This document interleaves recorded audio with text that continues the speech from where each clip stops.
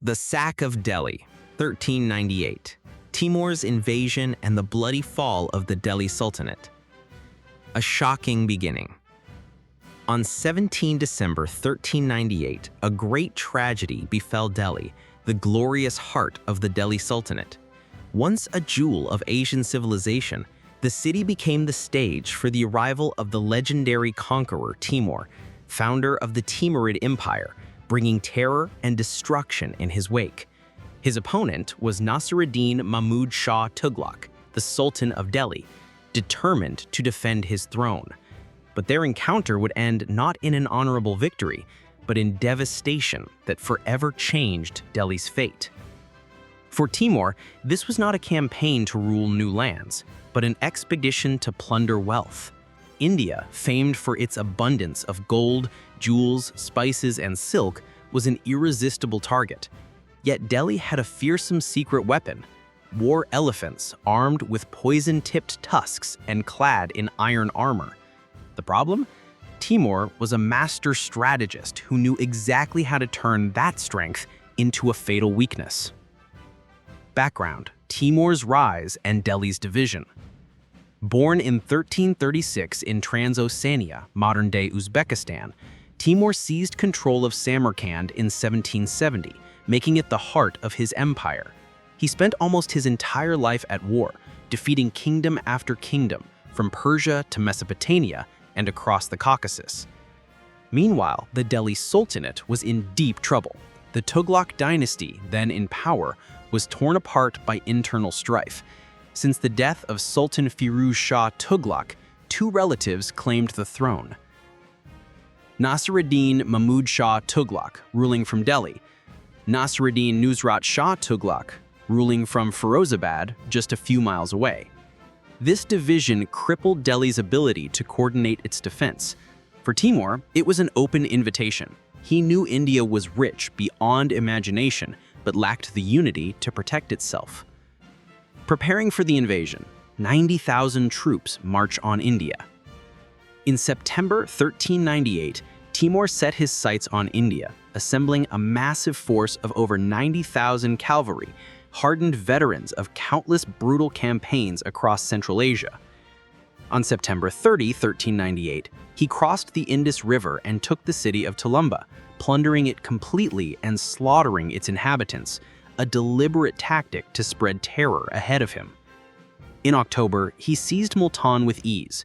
Along the route to Delhi, resistance was scarce, as many cities were weakened by internal disputes or had no mobilized defense force. Delhi's strength: the Sultan's war elephants. As Timur advanced, Sultan Nasir-ud-Din Mahmud Shah Tughlaq and his commander Malu Iqbal readied their forces. The most intimidating of all were the war elephants, the pride of Indian military tradition. These giants were equipped with iron armor covering their bodies, tusks tipped with poison death, and heavy iron chains for sweeping through enemy ranks. To steppe warriors like Timur's soldiers, elephants were an unusual and intimidating sight.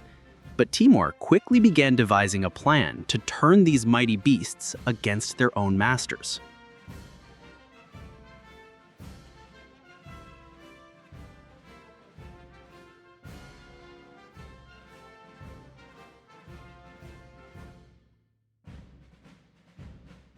Timur's brilliant strategy: camels, fire, and panic. Timur knew that horses could panic at the sight of elephants. To protect his cavalry, he dug defensive trenches around his mounted units, a reversal of the usual tactic, which was to use trenches to protect infantry from cavalry. Then came his psychological weapon: camels loaded with straw and firewood. As the battle began, these camels were set ablaze and driven toward the elephants. The flames, the smell of burning, and the screaming of the camels terrified the elephants, sending them into a frenzy. Panicked, the elephants turned back and trampled the Sultan's own troops. Meanwhile, Timur's archers rained down flaming arrows and hurled pots of flammable oil into the chaos. Delhi's soldiers found themselves poisoned by their own elephants and cut down by Timur's disciplined forces. The Battle of 17 December 1398. Delhi's crushing defeat. Once the elephants were in disarray, Timur ordered his main cavalry assault. The heavily armored Timurid horsemen smashed through Delhi's lines from multiple directions. Without coordination, the Sultan's forces collapsed. In a short time, Nasir-ud-Din Mahmud Shah fled the battlefield, abandoning Delhi. The road to the capital lay open, and with it, the gates to one of the bloodiest sackings in Indian history. The Sack of Delhi, 3 days of hell. With the city undefended, Timur unleashed a full-scale sack. For 3 straight days, his troops killed, raped, burned, and looted.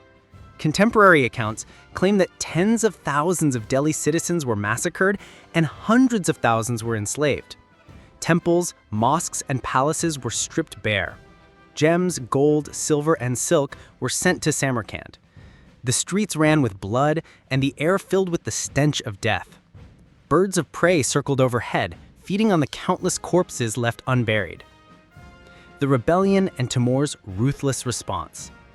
After Timur left the city to organize the spoils, some survivors rose in rebellion, attacking the small garrisons he had left behind.